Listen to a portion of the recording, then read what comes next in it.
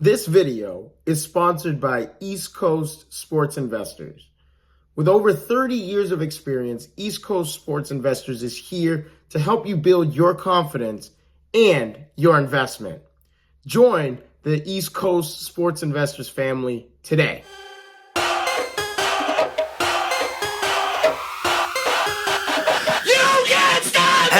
What is going on, you guys? Welcome back to another episode of Sports Runs and Diesel. Yes, I'm back. Yes, it's been about a year since the last time I posted a video. Don't worry, all is well and good in my life. Very busy. Unfortunately, I had to sacrifice doing videos for you guys. But I am back and I'm here to go over the first 2 weeks of the NFL season and what we got, particularly in week 2 here, starting off with the Buffalo Bills and the Miami Dolphins. 31-10 victory for the Bills as James Cook goes for 3 touchdowns in the first half here. Yes, the big and ultimate thing is that we all know is Tua Tagovailoa has another concussion. Is it time for him to tie those cleats up and hang them over the power lines? To me, personally, I believe that it is time for him to retire and time for him to move on, because not only is he the franchise quarterback of the Miami Dolphins, yes, over $100 million guaranteed money, but he is the quarterback of his family, wife, 2 kids.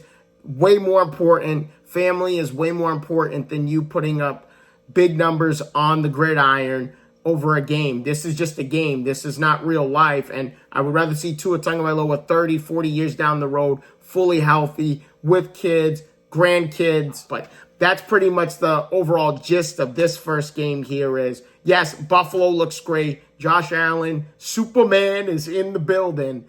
But Tua Tagovailoa, major concerns there. They put him on IR on Tuesday, out for 4 weeks, at least 4 weeks, the next 4 weeks.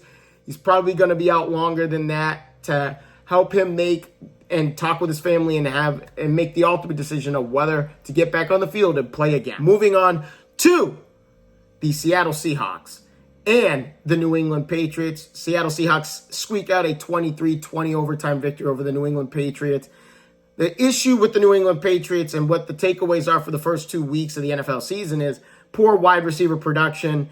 In the game against Seattle, you have Jalen Polk with a 5-yard touchdown catch. And then on the other side, you have KJ Osborne with a 7-yard catch. That's it for the wide receiver production. 2 catches, 12 yards, and a touchdown. But run-heavy offense, 2 tight end sets. Hunter Henry looked great in week 2.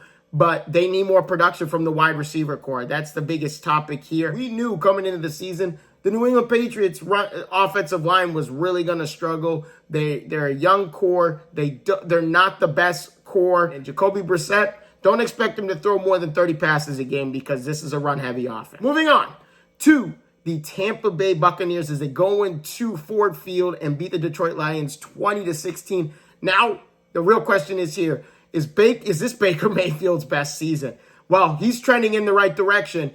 474 passing yards over the first 2 weeks, 5 touchdowns, 1 interception. He also has rushed for a touchdown and has a QBR of 69.6, which ranks 6th in the NFL among qualifying NFL QBs. Baker Mayfield has looked great in the first 2 weeks of the season. He's continuing the momentum that he built up last year with this offense and this offensive line. Yes, Rachaad White. Yes, Mike Evans. Yes, Chris Godwin. Chris Godwin seems to be his favorite target. Over 200 yards receiving for Chris Godwin, 2 touchdowns. Now we get on to the biggest.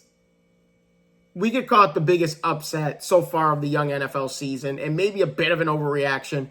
But the New Orleans Saints 44-19 victory over the Dallas Cowboys at AT&T Stadium. The biggest takeaway from this is the Saints' offensive pace. They scored 91 points in the first 2 games of the year, tied for the 6th most in NFL history, just behind the 2009 Super Bowl winning New Orleans Saints that scored 93 in their first 2 games. Obviously, we know the quarterback there, Drew Brees. But now we're talking about Derek Carr. As Derek Carr is throwing the air out of the football, Rashid Shaheed has been lights out for them. Kamara, 4 touchdowns in this game. The other side of this is we have to look at Dallas here for a second because their defense, absolutely dominant in week 1 against the Cleveland Browns. They get dominated in week 2, and this kind of is looking like a familiar picture, like, oh yeah, the divisional game against the Green Bay Packers last year where they lost 48-32. So for me, this defense is only good when they play with a lead. Because you're playing with a lead, that means you're able to be aggressive on the defensive side of the football and go after the quarterback and stuff the run and play high press man-to-man coverage. Dallas is still a great team on paper. We know how star-studded their cast is. Was there a little bit of too much drama with Jerry Jones and Dak Prescott and Jerry Jones and CeeDee Lamb? Absolutely. I do believe that there's a little too much drama before the season had started with the contracts and all that stuff. Dak Prescott better start playing like he's a $60 million a year quarterback. Me personally, I wasn't expecting. Was the Las Vegas Raiders 26-23 victory over the Baltimore Ravens. Baltimore Ravens now 0-2. They lose another double-digit lead in the fourth quarter. This is the 4th time they have lost a double-digit lead in the fourth quarter since 2022. That is tied for the most with the Chicago Bears in that span. Now, yes, there were some things that did lead up to Baltimore losing this game. You know, you have the Derrick Henry's false start on a 3rd and 1. Tucker, the kicker, the all-infamous kicker that doesn't miss anything, the number 1 kicker in NFL history percentage-wise, he misses from 56 yards out. He's now 1 of 7 for 50 or more yards in the last 2 seasons, whereas all the years before that, he has hit 57 field goals past 50 yards. And now all of a sudden he's 1 of 7. Uh-oh. Those are the statistics you don't want to hear as a Baltimore Ravens fan, is that your all-time leading kicker, the number 1 percentage kicker of all time in NFL history, is now all of a sudden missing stuff from 50 yards. The other takeaway from this with Baltimore is the last 10 minutes of both ball games, Derrick Henry has a combined 3 rushes. 3 rushes in the last 10 minutes of the fourth quarter of both games. Come on. You brought this guy over there for a reason. He's arguably the number 1 closer in the NFL today. And this is what you do? You barely give him the football in the last 10 minutes of the ballgame when you're trying to waste the clock and you have a lead. Doesn't make sense to me whatsoever. But good job, Baltimore. 0-2. Good start to the season. Oh, good job, Cincinnati. 0-2. Yes, everyone talks about the pass interference call. As much as I want to talk about KC and Cincinnati, of course it comes down to a call like that. Was it pass interference? Absolutely, it was pass interference. Enough said there. Last game I'm going to talk about here, the Atlanta Falcons beating the Philadelphia Eagles on Monday night, 22-21. Brutal loss for the Philadelphia Eagles. Barkley has to catch that. Saquon's got to catch that football. Was the call too aggressive?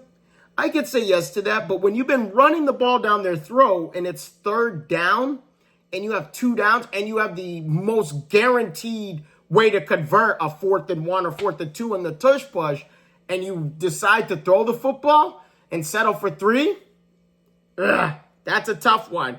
If you go for it on 4th down, don't get it. It's a 3-point lead. There's arguably the Falcons are only going to try and go for the field goal. They're not going to try and go for the win.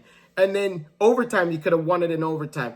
There's so many different scenarios that play and so many different factors. If they ran it both times on 3rd and 4th down, if they got the 1st down, game's over. Saquon catches the ball, the game's over. We're not sitting here talking about it. But because he didn't catch it, should they have run it on 3rd down and 4th down to try and get that 1st down and ultimately wind out the clock to win the game? Arguably, the answer to that is yes. You can make a case for both sides. I like the play call. They're expecting run. You get him on a flat route out to the right-hand side there, wide open, puts it right in the breadbasket, and he doesn't catch it and doesn't reel it in. Very unfortunate, but that is all I have for you guys. Thank you guys so much for your time. If you guys haven't already, please leave a like and a subscribe to the channel. Look forward to seeing you guys next Thursday for Week 3's reaction and takeaways from Week 3. But with that being said, thanks again so much for your time. Leave a like, leave a subscribe, and I will see your faces in the next one. Deuces.